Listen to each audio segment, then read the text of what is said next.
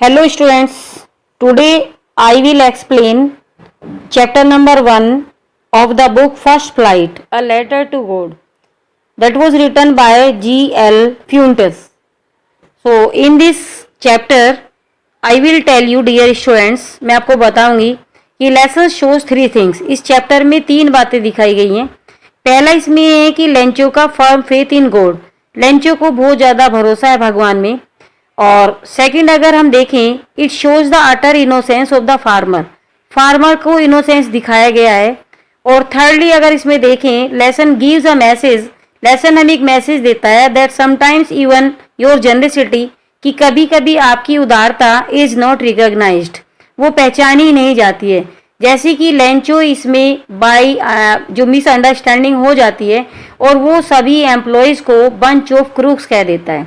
So dear students, in the first paragraph you will see, आप इसमें देखेंगे, the house the only one in the entire valley.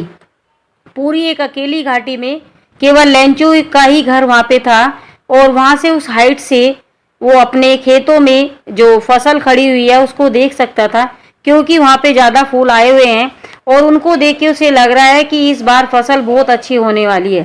The only thing, अगर बारिश हो जाए, केवल उसकी खेतों को ज़रूरत है एक बारिश की. थ्रू आउट द मॉर्निंग, तो पूरे टाइम में लेंचो ने, वो अपने खेतों के बारे में जो अच्छी तरह से जानता था, वो देखता रहता है आकाश की तरफ नॉर्थ ईस्ट में. कुछ नहीं करता, बस लग रहा है कि बारिश हो जाएगी. It was during the meal that, अब क्या हुआ, जब खाने का टाइम हो जाता है तभी लेंचो ने भविष्यवाणी की थी, बड़ी बड़ी बूंदें गिरनी स्टार्ट हो जाती हैं. और the north east huge mountains of clouds, और नॉर्थ ईस्ट में से बड़े बड़े बादल के जैसे, माउंटेन्स के जैसे वो बादल आते हुए दिख रहे थे. The air was fresh, air बिल्कुल फ्रेश थी, स्वीट थी. द मैन वेंट, और आदमी बाहर जाता है उस बारिश की बूंदों को अपनी बॉडी पे उसकी प्लेजर को फील करने के लिए. व्हेन ही रिटर्न, जब वो वापस आता है, कि आके क्या कहता है, देखिए डियर स्टूडेंट्स, वो कहता है कि ये जो बड़ी बड़ी बूंदें आकाश से गिर रही हैं, ये बूंदें नहीं हैं, बल्कि दीज आर न्यू कॉइन्स, ये नए नए सिक्के हैं, मीन्स पैसा बरस रहा है. And the big drops are 10 cent pieces, जो बड़ी बूंदें हैं वो 10 पैसे हैं, और जो छोटी बूंदें हैं वो 5 पैसे उसमें हैं सिक्के. अब क्या होता है, with A satisfied expression he regarded the field of ripe corn with its flowers draped in A curtain. उसने देखा, वो सेटिस्फाइड हो जाता है बारिश को देख के, और पूरे खेतों में ढक लिया था बारिश ने सारी फसल को, जैसे कि एक पर्दे ने इसको ढक लिया हो. But suddenly strong wind begin to blow, लेकिन तभी क्या होता है, एक तेज हवा चलनी शुरू हो जाती है. बारिश के साथ साथ ओले भी गिरने, हेल स्टोन्स, जो ओले गिरने शुरू हो जाते हैं. अब क्या होता है कि इनको तो होना चाहिए था, these truly did resemble new silver coin, इनको सिल्वर का कॉइन उसको बोल देना चाहिए था, लेकिन ऐसा नहीं था. और जो लड़के हैं वो बाहर जाते हैं बारिश में to collect the frozen pearls. Frozen pearls क्या है यहाँ पे डियर स्टूडेंट्स, जो वहाँ पे ओले पड़ रहे हैं उनको फ्रोजन पर्ल्स बोला हुआ है. It is really getting bad now, तो अब वो आदमी कौन, लेंचो कह रहा है अपनी फैमिली से कि भाई ये तो बहुत बुरा हो गया, बस अब तो मुझे यही उम्मीद है कि जल्दी जल्दी ये ख़त्म हो जाए. क्या, ओलों का तूफान, जो हेल स्टोन्स है वहाँ पे पड़ रहे हैं. लेकिन ये जल्दी बंद नहीं हुआ, और 4 एन आर 1 घंटे तक ये ओले पड़ते रहे, घर के ऊपर, गार्डन में, हिल साइड में, कॉर्नफील्ड में, पूरी वैली में. वैली मीन्स घाटी में. द फील्ड वॉज वाइट, और पूरा फील्ड बिल्कुल वाइट हो गया, जैसे किसी सोल्ट ने, नमक ने ढक लिया हो. Note a leaf remain on the trees, पेड़ों पे एक भी पत्ती नहीं रहेगी. And the corn was totally destroyed, और जो फसल थी वो पूरी तरह से डिस्ट्रॉयड, बर्बाद हो गई थी. Flowers were gone from the plants, और पेड़ों पे से फ्लावर्स गिर गए थे. अब देखिए क्या है, Lencho soul was filled with sadness, Lencho बहुत ज़्यादा दुखी हो गया जब उसकी फसल बर्बाद हो गई. और अब वो खेत के बीच में खड़ा हुआ है, और उसे एक ही उम्मीद है, केवल भगवान से. और वो कहता है कि अगर यहाँ पे टिड्डियाँ भी आ जाती ना, तो वो भी इससे ज़्यादा छोड़ के चली जाती. बच्चों, आपको पता होना चाहिए, जिस खेत में जो लोकस्टर्स होते हैं, टिड्डियों का दल यदि आ जाए तो पूरे खेत को बर्बाद कर देते हैं. लेकिन ओलो ने भी कुछ नहीं छोड़ा था. The hail has left nothing, है, ओलो ने कुछ भी नहीं छोड़ा. This year we will have no corn, और इस ईयर तो हमें कोई फसल मिलेगी नहीं, वो कह रहा है. बट इन द हार्ट, अब देखिए क्या है, मैंने बताया था कि लेंचो को भगवान में बहुत ज़्यादा भरोसा है, और उसकी वाइफ भी उसे कहती है कि भूख से कोई नहीं मरता है।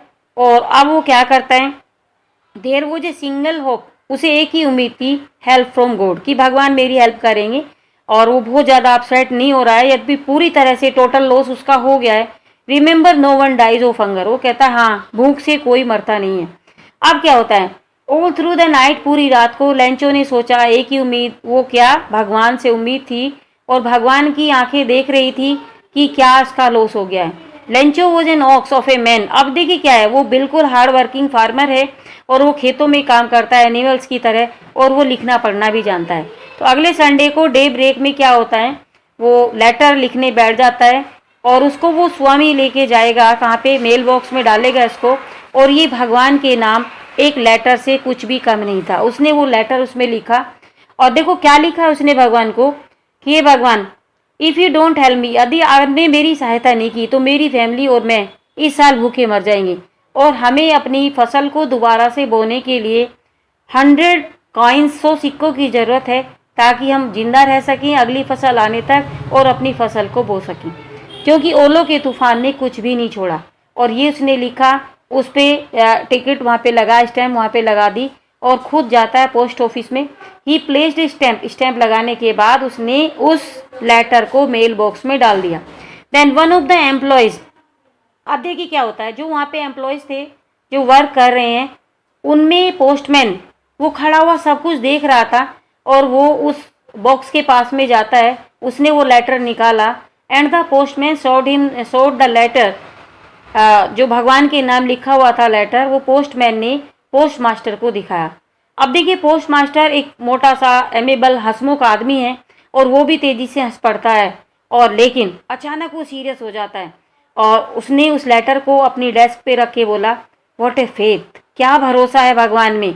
अब मेरी इच्छा ये है कि इस आदमी का भरोसा ना टूटे, ठीक है, तो हमें क्या करना चाहिए, इस आदमी के भरोसे के लिए कुछ ना कुछ तो करना पड़ेगा। और देखो इसका विश्वास, इसने भगवान के साथ ही ये लेटर लिखना शुरू कर दिया, correspondence. So in order not to shake the writer's faith in God, इसलिए उस आदमी का भरोसा भगवान से ना डगमगाए, तो पोस्ट मास्टर को एक आइडिया आता है। क्या, जब उसने इसको खोला तो उसमें लगा कि इस आदमी को गुडविल से ज़्यादा ज़रूरत थी मनी की। तो अब उसने क्या करता है, वो अपने बाकी जो एम्प्लॉयज़ हैं उनके पास में जाता है। He gave part of he salary, अपनी सैलरी का एक पार्ट देता है। उसके बाकी दोस्त भी खुशी खुशी होकर उसकी हेल्प करते हैं चैरिटी में, दान में। इट वॉज इम्पॉसिबल, अब देखिए पोस्ट मास्टर के लिए ये पॉसिबल नहीं था टू गेट 100 कॉइन, कि 100 सिक्के इकट्ठे कर ले, लेकिन फिर भी पॉसिबल ये हुआ कि वो हाफ से ज़्यादा मीन्स 70 कॉइन, 70 पीसों सिक्के वो भेजने में सफल हो गया। अब क्या होता है, ही पुट द मनी, उसने वो एनवेलप में पैसे सारे रखे और उसके जो एड्रेस था लेंचो का वहाँ पे उसको डाला।